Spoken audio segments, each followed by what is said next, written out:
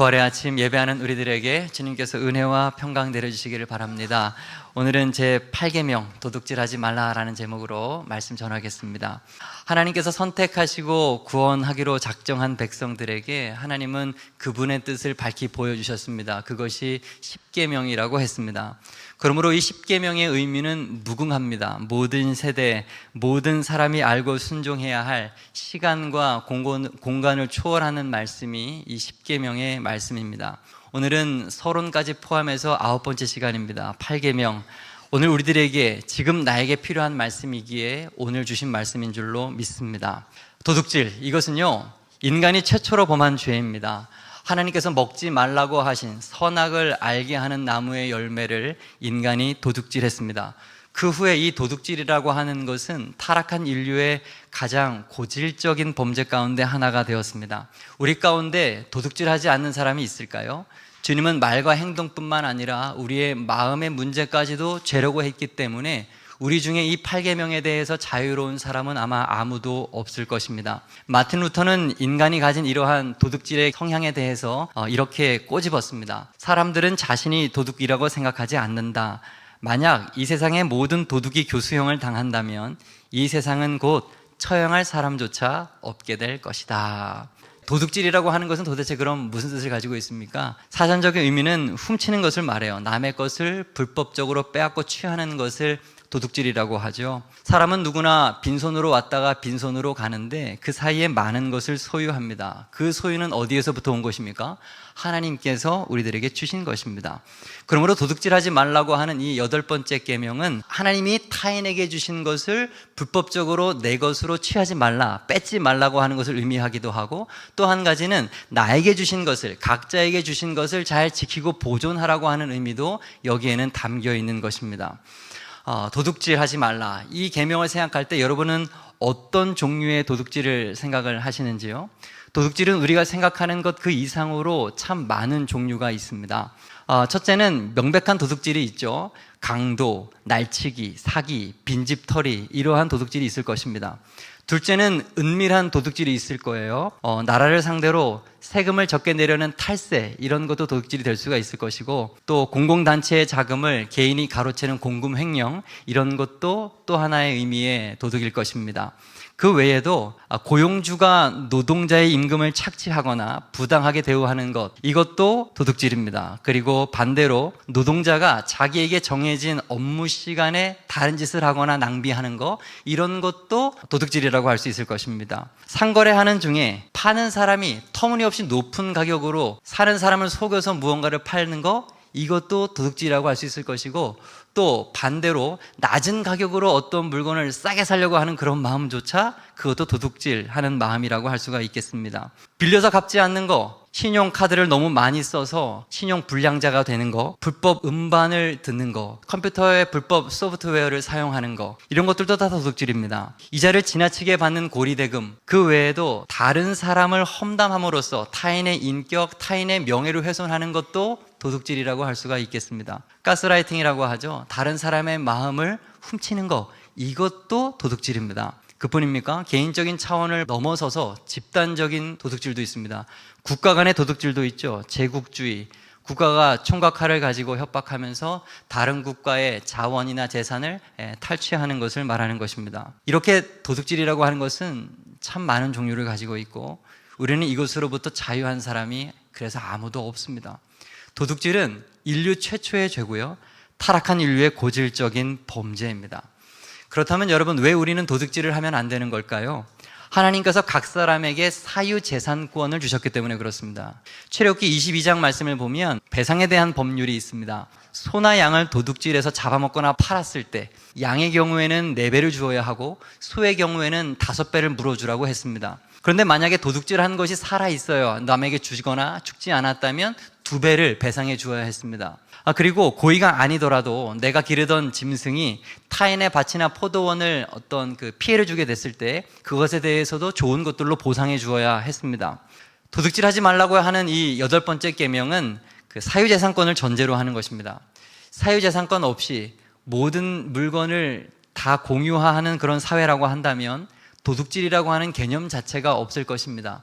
예를 들어서 사회주의, 공산주의에서는 사유재산 같은 것을 인정하지 않죠. 이런 면에서 사회주의는 비성경적인 것입니다.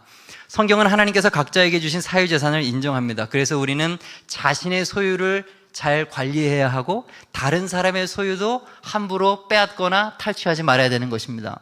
사도행전 2장과 5장 말씀을 보면 초대교회가 초대교회에서 어떤 사람이 자신의 것을 교회에다 다 바치고 교회가 그것을 다 유무상통 다 자기가 공동으로 사용한 그런 예가 기록되어 있습니다. 공산주의를 선호하는 사람들은 이러한 예를 가져다가 이거 봐라, 성경에서도 이렇게 공산주의 사상이 있지 않느냐, 그 자신들의 어떤 주장을 근거로 이런 본문을 삼는 사람들이 있는데 그것은 잘못된 겁니다. 초대교회의 나눔은 자발적인 나눔이었고 일시적인 나눔이었을 뿐입니다. 자발적으로 자기의 재산을 가난한 사람들에게 나누어 주는 것, 이것은 예수님의 정신이고 우리가 권장해야 하는 일입니다. 하지만 제도적으로, 법적으로, 그리고 강제적으로 개인의 재산을 누군가에게 억지로 나눠줘야 된다는 거, 이거는 하나님의 뜻이 아닌 거죠. 반대로 내 재산이기 때문에 이것은 내 마음대로 할 수 있다고 생각하는 생각, 이것도 잘못된 생각입니다. 성경이 사유재산권을 인정하고는 있지만 절대적이고 무제한적인 것은 아니에요. 왜냐하면 우리가 소유하는 모든 것은 내 것이 아니라 누구의 것입니까? 하나님의 것이기 때문에 우리는 함부로 그것을 막 사용해서는 안 되는 거죠. 출애굽기 19장 5절에 이렇게 이야기합니다. 세계가 다 내게 속하였다. 시편 24편에도 말합니다. 땅과 거기에 충만한 것과 세계와 그 가운데 사는 자들은 다 여호와의 것이로다. 우주 만물의 주인은 우리 하나님밖에 없으십니다. 우리가 소유하는 것은 그 무엇이든지 하나님께서 주신 것이고 이 세상에 사는 동안 잠깐 동안 우리에게 맡겨주시고 관리하라고 주신 것임을 우리는 잊지 말아야 되겠습니다. 욥이라고 하는 인물이 이 사실에 대해서 누구보다도 잘 알았었죠. 그는 이렇게 고백했습니다. 내가 모태에서 알몸으로 나왔사온즉 또한 알몸이 그리로 돌아가올지라. 주신 이도 여호와시오 거두시는 이도 여호와시니 여호와의 이름이 찬송을 받으실지니이다. 성경은 하나님께서 각자에게 주신 사유재산을 인정합니다. 성경은 모든 것을 함께 써야 한다는 공산주의나 내 것을 내 마음대로 한다라고 하는 자유주의나 이 모든 양극단에 대해서 말하고 있지 않다는 것을 기억해야 합니다. 자, 지금부터 중요합니다. 그렇다면 성경에서 말하고 있는 소유의 관점은 무엇입니까? 소유의 원칙은 무엇입니까? 바로 청지기 의식이에요. 청지기란 무엇입니까? 다른 사람의 재산을 관리해주는 사람을 청지기라고 하는 것입니다. 그렇기 때문에 이 청지기는 자기가 원하는 대로 재산을 운용할 수 있는 것이 아니라 오직 주인이 원하는 대로 그 재산을 사용할 수가 있는 거예요. 은행 직원을 생각하면 이해하기가 쉽습니다. 하루에도 수많은 엄청난 금액의 돈을 그 사람은 만지지만 그 돈의 주인은 결국 될 수가 없는 것이죠. 단지 고객이 맡겨준 것을 그 사람의 뜻대로, 돈의 주인의 뜻대로 사용하는 것이 은행 직원이 할 일이죠. 만약에 은행 직원이 그것을 자기 마음대로 사용했다면 그것은 뭐가 돼요? 도둑질이 되는 것입니다. 마찬가지예요. 우리도 하나님께서 나에게 맡겨주신 것을 내 마음대로 사용하면 그것은 도둑질이 되는 것입니다. 하나님의 것이므로 하나님의 원대로, 그분의 뜻대로 사용하는 것, 이것이 바로 물질에 대한 하나님의 원칙인 것입니다.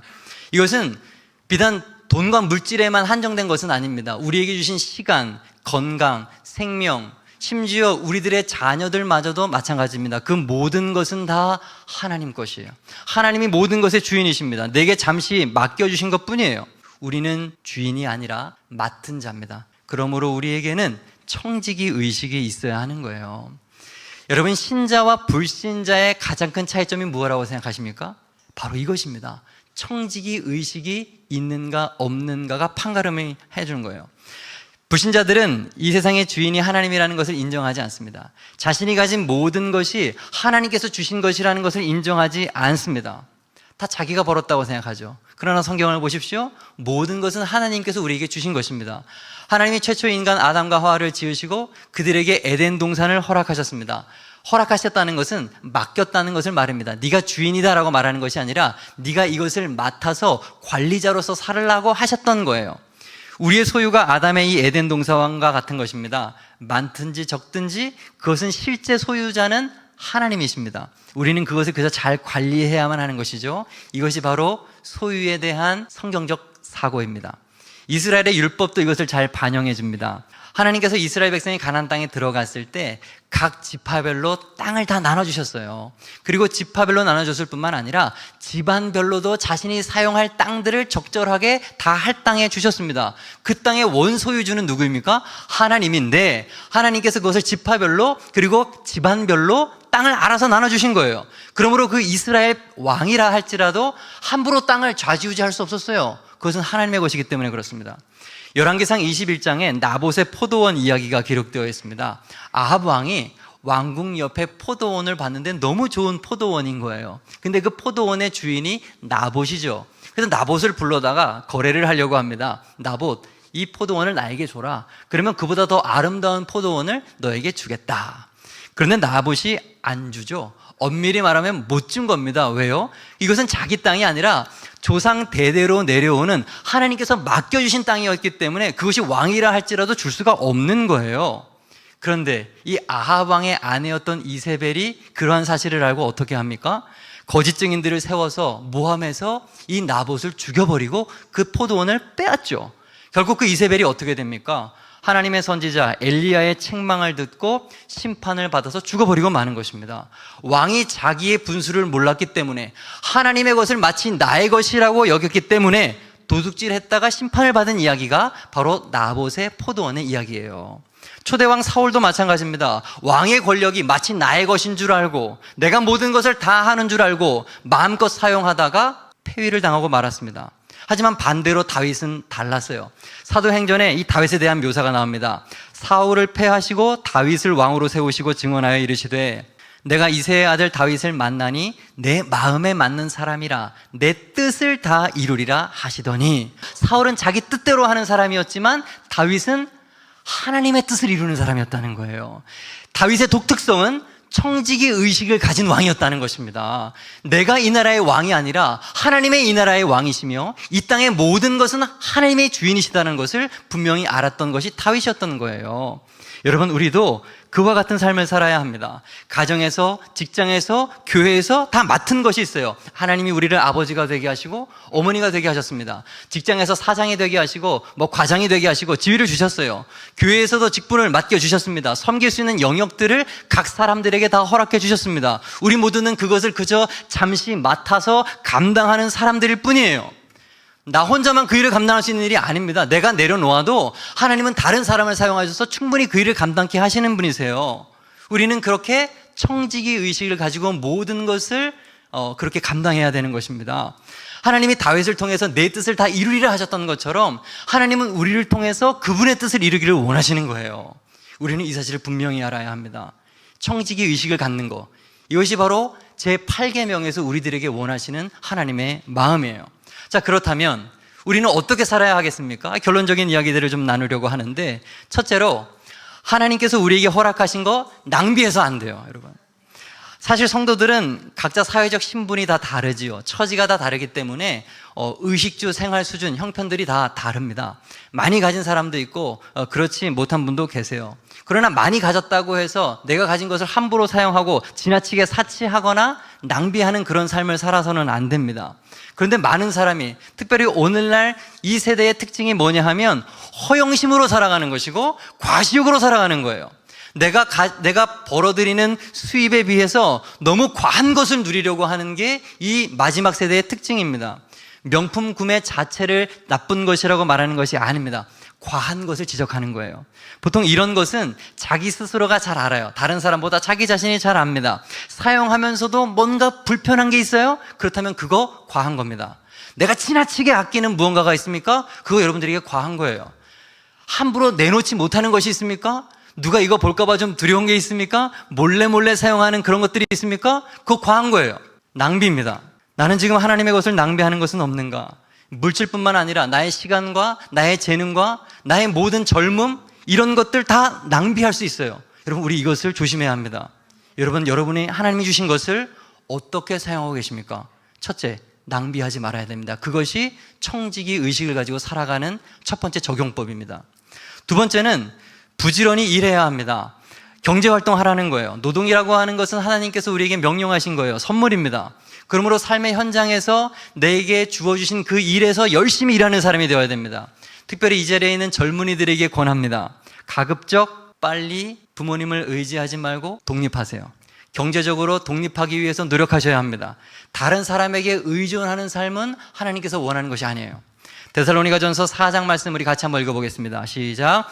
또 너희에게 명한 것 같이 조용히 자기 일을 하고 너희 손으로 일하기를 힘쓰라. 이는 외인에 대하여 단정히 행하고 또한 아무 궁핍함이 없게 하려 함이라. 아멘. 자기 일을 하고 너희 손으로 일하기를 힘쓰라. 분명히 명하신 거예요. 왜 일할 수 있으면서도, 왜 손발이 있으면서도 왜 다른 사람을 의지합니까? 이것 잘못된 것입니다. 경제활동을 해야 합니다. 이것이 청지기 의식을 가진 자의 두 번째 적용입니다. 단 예외가 있어요. 일하고 싶어도 일하지 못하는 사람들이 있습니다. 몸이 아픈 사람들, 장애를 가진 사람들이 바로 그들이죠. 성경은 고아나 과부나 나그네들을 사회적 약자로 규정하고 그들은 사회에서 돌보라고 말씀하셨습니다. 왜냐하면 그들에게는 없는 게 있어요. 뭐가 없을까요? 땅이 없어요. 땅이 없기 때문에 사회가 그들을 돌봐주고 채워줘야 하는 것입니다. 두 번째 예외가 있습니다. 바로 복음을 전하는 일에 자신의 모든 것을 헌신하는 사람들입니다. 하나님은 제사장 레위인들에게 땅을 주지 않으셨죠. 생산의 일을 하지 말고 오직 성전의 일을 하라, 하나님의 일을 하라고 그들에게 땅을 주지 않으신 거예요. 그들은 하나님께 백성이 드리는 예물을 통하여서 먹고 살게 하셨습니다. 오늘날에도 마찬가지죠. 선교사나 목사들의 경우에 교회로부터 사례를 받고 주의 일을 합니다. 그 가운데는 교회조차 그러한 형편이 되지 못해서 어려움을 당하는 목회자들이 있습니다. 그런 경우에는 또 어떻게 합니까? 다른 교회가 그들의 부족함을 또 채워주는 것이죠. 우리 교회도 그렇게 여러 교회를 섬기고 있습니다. 세 번째, 구제하는 것입니다. 앞에서 말하는 그 부지런히 일하는 목적, 바로 이것 때문입니다. 나눠주기 위해서, 사랑하기 위해서, 누군가에게 베풀기 위해서 우리는 일해야 되는 거예요. 성경은 어려운 이웃을 구제하라는 것을 너무나도 많은 부분에서 강조하고 있습니다. 예수님께서도 말씀하셨습니다. 마태복음 6장 2절입니다. 그러므로 너희가 구제할 때에 외식하는 자가 하듯 하지 말라라고 얘기하는 거예요. 너희가 구제할 때에, 이 뜻이 무엇입니까? 믿는 사람들은 구제하는 것이 당연하다는 거예요. 구제를 지금 전제하면서 이야기하는 거예요. 구제하는 것은 당연한데 구제할 때 외식하는 자처럼 하지 마라. 이게 예수님의 말씀이었던 거죠. 신명기 15장에도 이렇게 얘기합니다. 내 하나님 여호와께서 내게 주신 땅 어느 성읍에서든지 가난한 형제가 너와 함께 거주하거든 그 가난한 형제에게 내 마음을 완악하게 하지 말며 내 손을 움켜쥐지 말고 반드시 내 손을 그에게 펴서 그에게 필요한 대로 쓸 것을 넉넉히 구워주라. 이게 성도의 의무요, 교회의 존재의 이유인 것입니다. 에베소서 4장 28절, 도둑질하는 자는 다시 도둑질하지 말고 돌이켜서 뭐 하라는 겁니까? 가난한 자에게 구제할 수 있도록 자기 손으로 수고하여 선한 일을 하라. 도둑질 멈추고 마음을 돌이키래요. 돌이켜서 뭐 해야 돼요? 일하되 무엇을 하기 위하여? 구제하기 위해서 일을 하고 얘기하는 것입니다. 물질을 가지고 연약한 사람들과 나누는 것, 이것이 바로 하나님께서 물질을 주신 이유이고 물질을 맡은 사람의 사명인 거예요. 이게 8계명의 또 다른 적용입니다.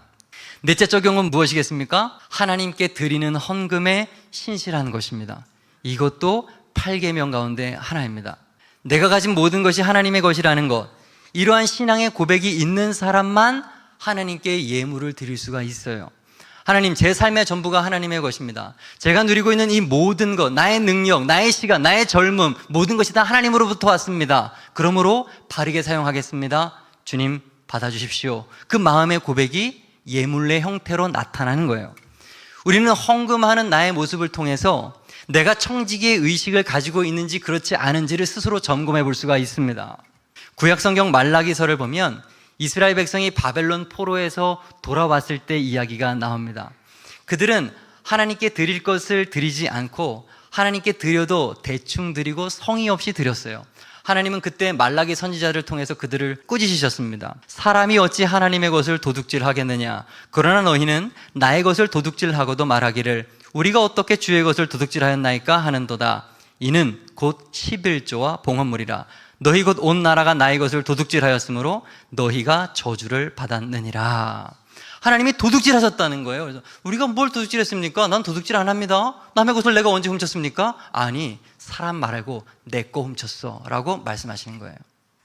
말라기 3장 10절, 만군의 여호와가 이르노라, 너희의 온전한 11조를 창고에 들여 나의 집에 양식이 있게 하고 그것으로 나를 시험하여 내가 하늘문을 열고 너희에게 복을 쌓을 곳이 없도록 붙지 아니하나 보라. 여러분, 우리는 8계명을 대할 때 타인에 대한 도둑질뿐만 아니라 하나님의 것에 대한 도둑질도 반드시 생각할 수가 있어야 하는 거예요. 어떤 사람은 이 11조에 대해서 이야기를 할 때, 목사님, 11조는 율법이 아닙니까? 신약을 살아가는 우리들에게 더 이상 10계명은 해당되지 않는 말씀이 아닙니까? 이렇게 말하는 사람이 있습니다. 그러나 그것은 성경을 자기의 마음대로, 자신의 바람대로 해석한 것입니다. 분명히 말씀을 드립니다. 우리 새생명 베다니 교회 성도들은 성경을 바로 알기를 바랍니다. 11조는 율법이 아니에요. 성경에서 11조는 창세기 14장에 처음 나옵니다. 아브라함이 그 얻은 것에서 10분의 1을 멜기세덱에게 주었더라. 창세기면 아직 율법이 있기 전이잖아요. 모세에게 하나님으로부터 받은 것이 10계명인데, 율법인데, 그 율법은 출애굽기에 나오지 않습니까? 아직 율법이 있기 전에 아브라함이 멜기세덱에게 드렸어요. 멜기세덱은 예수 그리스도의 예표이고, 아브라함이 멜기세덱에게 드린 이 11조는 믿음으로 드린 것이지 절대로 율법으로 드린 것이 아니에요. 11조는 율법이 아니라 믿음으로 드릴 수 있는 것입니다. 예수님도 11조에 대해서 분명히 말씀하셨어요. 당시에 바리새인들, 종교 지도자들이 11조를 했어요. 그런데 문제는 뭐냐면 11조를 하고 난 다음에 그것을 자랑하면서 자신을 막 높였습니다. 누가복음 18장 11절 이하, 바리새인은 서서 따로 기도하여 이르되 하나님이여, 나는 다른 사람들 토색, 불의, 간음하는 저 죄인들과 같지 아니하고 이 세리와도 같지 아니함을 감사합니다. 나는 일주일에 2번 금식하고 소득의 11조를 드리나이다. 그들을 향해서 예수님께서 또 말씀하셨습니다. 누가복음 11장 42절, 화 있을진저 너희 바리새인들이여, 너희가 박하와 운향과 모든 채소의 11조는 들이되 공의와 하나님께 대한 사랑은 버리는도다. 그러나 이것도 행하고 저것도 버리지 말아야 할지니라. 하나님은 바리새인의 잘못된 그 11조의 태도를 책망하셨지만 11조를 하지 말라고 한 게 아니에요. 11조도 하고 11조를 드려야 하는 너희들의 마음의 중심, 그 신실한 마음까지도 같이 지켜야 된다는 것을 가르쳐주고 계시는 것입니다. 담임 목사로 여러분들에게 헌금에 대한 부담감을 드리려고 이러한 설교를 하는 것은 절대로 아닙니다. 이미 우리 교회는 재정이 차고 넘칩니다. 하나님께서 돈이 필요하시겠습니까? 절대로 그런 것 아닙니다. 헌금에 대한 성경적인 이해를 여러분들이 바로 알기 위하여 제가 오늘 이 말씀을 드리는 것입니다. 절대로 오해가 없으셨으면 좋겠습니다. 더 이상 11조에 대한 논쟁은 그치시고 믿음대로 하시기를 바랍니다. 헌금은 절대로 강제적으로 마지못해서 드리는 것이 아니에요. 자발적으로 드려야 되는 것이고, 기쁜 마음으로 드려야 되는 것이고, 더 드리지 못해서 안타까운 마음으로 드려야 되는 것이에요. 그때 하나님께서 그것을 기뻐 흠양하시고 우리들에게 더 좋은 복을 내려주시는 거예요. 하나님은 우리의 겉을 보는 것이 아니라 중심을 보시는 하나님이라 하셨습니다. 고린도후서 9장 7절, 각각 그 마음에 정한 대로 할 것이요 인색으로나 억지로 하지 말지니 하나님은 즐겨내는 자를 사랑하시느니라. 하나님은 우리의 마음을 보세요. 우리의 마음, 기쁨과 감사와 주님을 향한 사랑, 정성 가득 단 그 마음, 주님은 그걸 보시는 거죠. 누가복음 21장 1절 이하, 예수께서 눈을 들어 부자들이 헌금함에 헌금 넣는 것을 보시고 또 어떤 과부가 2렙돈 넣는 것을 보시고 이르시되 내가 참으로 너희에게 말하노니 이 가난한 과부가 모든 사람보다 많이 넣었도다. 저들은 그 풍족한 중에서 헌금을 넣었거니와 이 과부는 그 가난한 중에서 자기가 가지고 있는 생활비 전부를 넣었느니라 하시니라. 여러분, 한 렙돈은요 당신 노동자 하루 품삯이 한 데나리온이거든요. 한 데나리온의 128분의 1이에요. 하루에 10만 원을 번다고 했을 때 한 렙돈은 781원입니다. 2렙돈을 냈다는 것은 약 한 1,500원 정도를 낸 거예요. 이게 무슨 의미인지 아십니까? 당신은 성전에 규정이 있었는데 한 렙돈은 드리지 못하게 되어 있었어요. 너무 작은 금액이기 때문에 그것을 금지했습니다. 성전 규정상. 그래서 최소한 낼 수 있는 헌금이 2렙돈이었어요. 그러니까 이 과부는 자신의 것을 최선을 드렸지만 세상 사람들이 볼 때는 제일 작은 금액의 액수를 하나님께 드린 것이에요. 근데 그것을 예수님이 보셨고 예수님은 말씀하셨습니다. 그 어떤 사람보다도 가장 많이 내셨다. 인간적인 눈으로는 가장 작게 냈지만 예수님의 눈에는 가장 크게 내셨다는 거죠. 무엇을 보신 것입니까? 헌금의 크기가 아니라 그 마음의 크기를 본 거예요. 하나님이 받으시는 것은 우리의 마음이에요. 여러분, 오늘 얼마만큼의 여러분의 마음을 하나님께 드리면서 이 자리에 앉아 계십니까? 우리의 마음을 드리는 것이 예배잖아요. 청지기 의식이 바로 그거예요. 내 마음을 얼마나 하나님께 온전히 드렸는가. 지난주에도 드리고 그 지난주에도 드리고 엄마가 드리라니까 드리는 그런 예배가 아니라 진정한 사모함으로 하나님을 사랑하는 마음으로 은혜를 갈급하는 마음으로 드리는 그 예배를, 그 마음을 주님은 받으시는 것입니다. 마태복음 6장 24절, 한 사람이 두 주인을 섬기지 못할 것이니 혹 이를 미워하고 저를 사랑하거나 혹 이를 중히 여기고 저를 경히 여김이라. 너희가 하나님과 재물을 겸하여 섬기지 못하느니라. 여기 재물은 돈을 말하고 만몬신을 말하는 것입니다. 우리는 너무 돈을 사랑합니다. 아니, 돈을 신처럼 섬깁니다. 여러분, 안 돼요.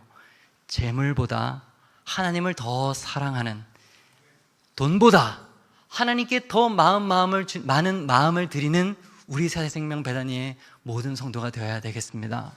우리는 새생명 배단이에요. 그냥 배단위가 아니에요. 슬픈 마음을 갖고 덜 익은 그런 사람들이 아니에요. 예수님 때문에 구원 얻어서 새생명 얻은 사람들입니다. 마음을 온전히 드리는 것이 무엇인지 아는 진정한 그리스도인으로 마지막 날 주님 앞에 섰을 때 칭찬받는 우리 모두가 다 되기를 주님의 이름으로 축복합니다. 말씀 정리하겠습니다. 8계명 도둑질하지 말라. 첫째, 도둑질은 인류 최초의 죄고 타락한 인류의 고질적인 범죄입니다. 둘째, 성경은 하나님께서 각자에게 주신 사유재산을 인정합니다. 성경은 공산주의, 자유주의, 양극단에 대해서 말하지 않아요. 모든 것을 공용하라고도 말씀하시지 않고 내 것이니까 내 마음대로도 쓰라고 말씀하시지 않아요. 우리는 주인이 아니라 맡은 자입니다. 청지기 의식을 가지고 살아가는 것이 소유에 대한 하나님의 원칙입니다. 어떻게 살아야 되겠습니까? 첫째, 낭비해서는 안 될 것이고, 둘째, 부지런히 일하면서 경제활동을 해야 될 것이고, 셋째, 그것을 가지고 나만이 아니라 연약한 사람들을 구제하며 살아야 될 것이고, 넷째, 하나님께 드리는 것에 대해서도 도둑질하지 않는 우리가 되어야 되겠습니다. 하나님은 우리의 마음을 받으십니다. 마음이 도둑질 당하지 않게 하시기를 바랍니다. 기도하겠습니다.